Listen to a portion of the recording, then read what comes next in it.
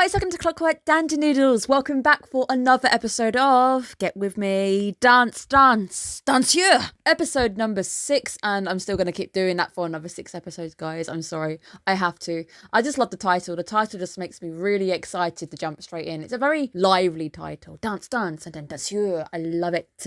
Episode number 6, a very different episode from last week.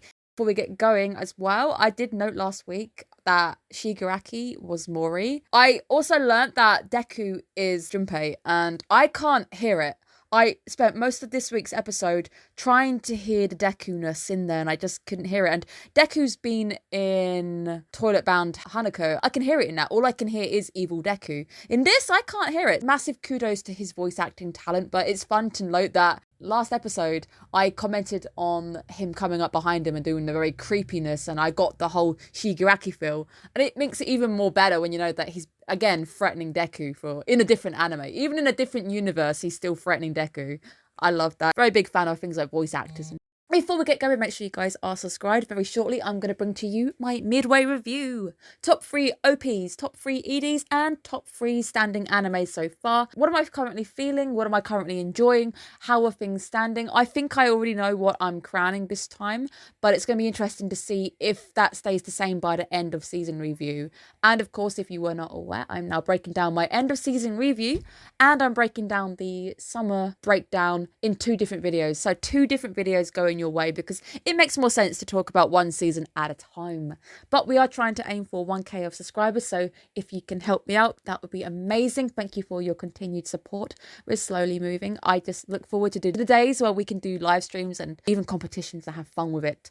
Let's get going, because this week we have a shake-up. We find out that neither of our boys end up earning the title of MVP. I do feel a bit cheated that we didn't even get to see the MVP's dance. We didn't even get to see the girl dance. I would at least like to have seen her dance, but the point was that you're getting it because the 2 who technically should have got it didn't get it. Even with the rest of the episode, I'm still going to say this is the most unprofessional I've ever seen a judge. I don't care who you are. I don't care how achieved and decorated you are. This is public shaming, and it's very unprofessional. You still wouldn't do it. It also goes against the public audience opinion. The audience was the one calling for an encore, and then you saying, oh, this won't happen again, we're sorry for their behaviour. That is just rude. It irritated me. The opening scene for me was just frustrating, very sad as well, because Mori was actually playing it straight. He was going for it. He was trying to aim for that MVP, and he would have definitely had it if he hadn't had the script pulled from underneath his feet, and if Junpei could have just stuck to the script. It didn't actually hit me until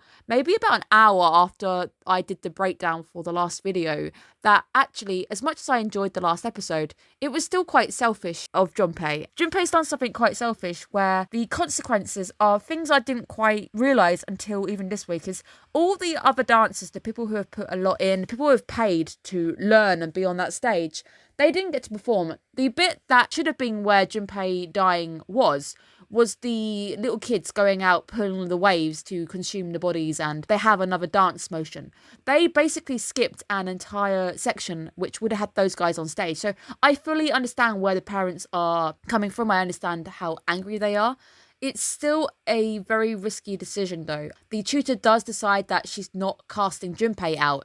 From a business standpoint, that's a very bad decision because you lose half of the people studying there, and studios do need money to run. I understand that she feels responsible because you're the one who found Junpei. This is all on you. This week's episode really does boil down to the idea of art, elitism, and doing things by the book, and then modern interpretations and being a bit more loose with it. The only time I've ever really experienced this is in music. Let's say you play Mozart by the book, following everything, or you give it a bit more of character by what you want to do and a bit more interpretation. There are some judges who don't mind it. Some people who are completely against it. It's just this idea of it's been done this way from generations upon generations, and anybody doing something slightly different is seen as bad. It's an age-old argument that really hits most things. It hits music, it hits art, it's in ballet and dance. It's always that way. Even if you look into things like the Olympics, even dance, which is supposed to be interpretive and stuff, there's still a marking scheme. You have to be able to mark it and say, this performance is better than this performance. There's always going to be something that you have to mark stuff like this with. It's a very interesting look at that age-old debate. Now, Maury's face at this moment was just the biggest laugh out loud moment. I love the whole, what the hell is that stretch? Teach me that later. This was the funniest piece for me. I don't know why I laugh so much. I've made it the thumbnail because I love it. Just his face that he's been walked in on. And then suddenly Junpei's showing a phone in his face. It's a good scene. I really like that scene. I was literally generally laughing. I really enjoyed that little moment. I just wasn't expecting him to be in that position. Even though he's a dancer, I still wasn't expecting that face. The elitism, and I still hate the way she does this, and she goes, you must relearn what classical ballet is. Basically, the way she says it infers that every single studio that these boys are from, they are doing it wrong. I would say that this is a character who also hasn't been shown opening her eyes whatsoever, so I am unsurprised that this character didn't see anything special about that performance. This character annoys me, but I get what she's supposed to represent. She's supposed to represent the elite of the elite, the cream of the crop, who believe that everything must be done to the book. Ballet is that sacred art, and anybody doing something even slightly different is taboo, and it's shame on ballet. I get it, but yeah, it's just funny that she doesn't open her eyes whatsoever, and it's like, of course you didn't see anything. This character needs to open her eyes a bit more. There's always a character in most animes that just doesn't bother to open their eyes. Whether they're trying to save on budget or not, I don't know, but it has to be this character, of course. Now, the pianist playing the song from the piano, I think it's The Heart Asks Pleasure First, or Seeks Pleasure First. I literally lost it. I lost my crap when I heard that because I had a fangirl moment. I love this piece. This is such a beautiful piece. You see it a lot in ice skating and figure skating. A lot of dancers do dance to this piece. It's a very classical piece. It's a beautiful piece. So happy I got to hear it in this anime as well, because music and ballet go hand in hand. Junpei is told that he literally has all the angles, and initially he does impress the tutor, despite the fact that he does announce, I've only been doing it for 3 months, so everyone's like, okay, this guy's literally not taking it seriously. But he suddenly impresses the tutor when he starts to do positions and it looks correct. He's got all the big, beautiful movements. But it ends up being, he doesn't have pacing. He can't hear the music, so he gets lost in the music. Junpei's problem right now is he's not keeping time, and he's not understanding a musical arrangement or pulse. When he does the counting, 1, 2, 3, 4, that is him finding the pulse, so he is going to be in time. This is something I tell as a judge. I do state to people, if you want to keep time on stage and you're performing in front of me, just say the lines, guys. Just say the lines, don't mime it, because if you say it, you can't be out of time because you're physically going through the motions of saying it. My little hint to anybody who wants to perform, and let's say they're not giving you a mic and you've got to mimic to your own lines or recorded lines, just say it. Just to say the lines, learn the lines quickly and to say them on stage.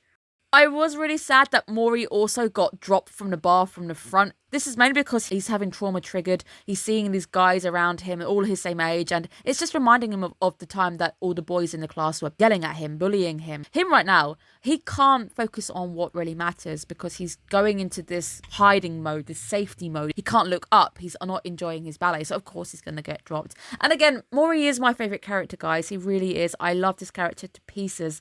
And just seeing him uncomfortable, seeing him being dragged into something again, and maybe it is for the best, maybe it's not, maybe it's just Junpei being selfish again, dragging him here. I get what he's trying to do though. He's trying to help Maury in the long run, but he didn't take into account that Maury's actually suffering. But angry, wound up Maury is actually funny. It is hilarious to see him suddenly coming up behind him. He's my favourite character, you know this. Bittersweet emotions with Shigaraki, because in My Hero Academia I am an All Might fan, and seeing Shigaraki being a threat to him upsets me.